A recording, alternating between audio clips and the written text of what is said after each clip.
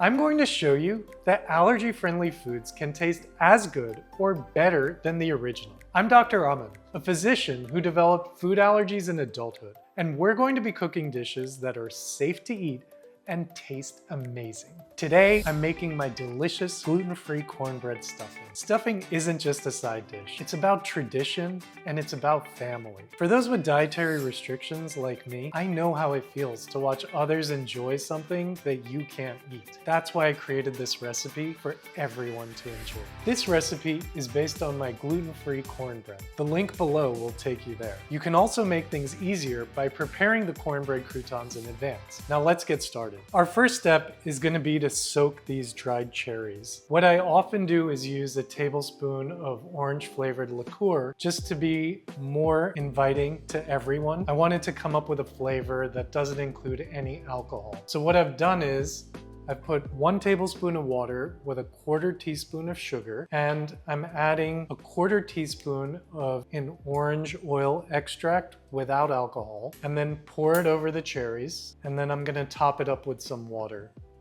You may have heard cherries are actually a great source of polyphenols, which include things like flavonols, and these are really powerful antioxidants that can help with heart health, with memory, even with sleep. Drying does reduce the polyphenol content to some extent, but you still get a lot of great benefit. We're just gonna leave that to soak in the delicious orange flavor and then move on to our cubed cornbread. So here I have 1 loaf of our homemade cornbread. You'll find the recipe to that in the link below. And what I'm gonna do is just dice it up so that we can dry it out in the oven, and then we'll rehydrate it later with our own flavored broth. It really doesn't matter if your cubes are perfect. If some of them fall apart, that's perfectly fine. You've seen plenty of stuffing before where kind of uneven, and that's part of the charm, especially when you get to make it at home from all natural homemade ingredients. So I'm just gonna put them all onto this baking sheet. I have the oven preheated to 225, and honestly, I vary the temperature depending on how moist the cornbread has come out. So it could be anywhere between 200 and 250, and usually for about an hour, checking on it halfway through, definitely giving it a toss for even drying. So I'm just gonna put these into the oven and set the timer for 30 minutes, at which point I'll check on it, also toss them through, and then probably another 30 minutes at least. Next step, I have 2 garlic cloves, which we're gonna peel and mince finely. Next, we're using white onion.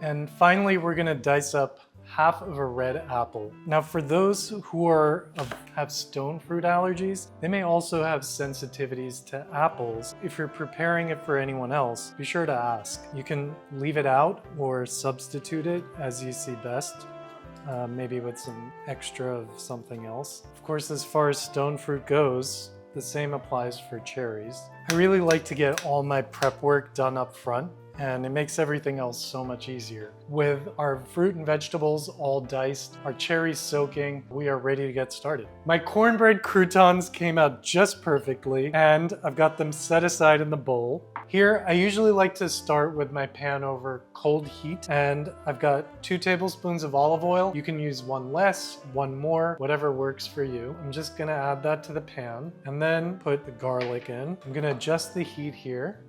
As that starts cooking, I will add the onions in next. The garlic is just fragrant, so I'm gonna go ahead and add my onion. We want the onion to get translucent before we add the apple. Our onions are cooked till just about translucent, which is perfect. I'm gonna go ahead and add our diced apples and our seasonings. I've got here 3/4 teaspoon of dried sage, 1/2 teaspoon of dried rosemary, and a 1/4 teaspoon of salt. I'm going to be using broth And even though it's low sodium, one of the things to consider with adding savory, sweet foods that are healthy with fiber, such as corn and apple, to a meal is it can also give a lot of satisfaction. And when you eat a meal with all different types of flavor notes, including tart and citrus, you tend to feel satisfied sooner and will have a tendency to overeat less. If you're making this stuffing over the holidays, then knowing that you've got a recipe that's balanced with sweet, savory, tart, and great seasonings will add so much satisfaction to the meal and keep you from overeating. We're just gonna cook this through until the apple is softened and go on to the next step afterward. That only took about 1 to 2 minutes for the apples to soften, and you can smell the sage and rosemary, and it just gives such a beautiful perfume. I've heated some broth here, and this is chicken broth, but this recipe can be completely vegetarian if you choose to use a vegetable or a mushroom broth. So I'm adding a 1/4 cup of the broth, and since it's boiling, that's perfect. I'm actually going to turn the heat off. I'm gonna go ahead and drain my cherries, and I'm gonna add the cherries in, as well as the star of the dish, our cornbread croutons. We're just gonna give it a toss through. This will give the croutons a chance to get moistened. It'll still seem a little dry at this point, but I'm gonna cover this and leave it for about 5 minutes before adding any additional broth. Let's cover it. We'll check back in 5 minutes. And now we have our moment of truth. This smells so incredible. I can smell all the herbs, the cherries, the apple, the corn. There's just so much going on in here, and it's so beautiful. Let me serve some into a bowl. Here it goes. I cannot wait.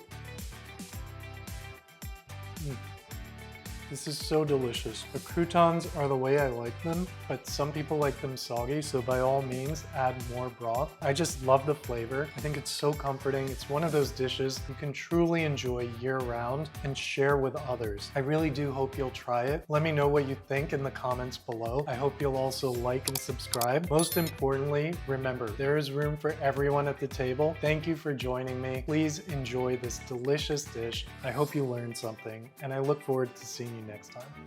I've got 2 cloves of garlic. I am so set for this set. So, I'm apparently not set.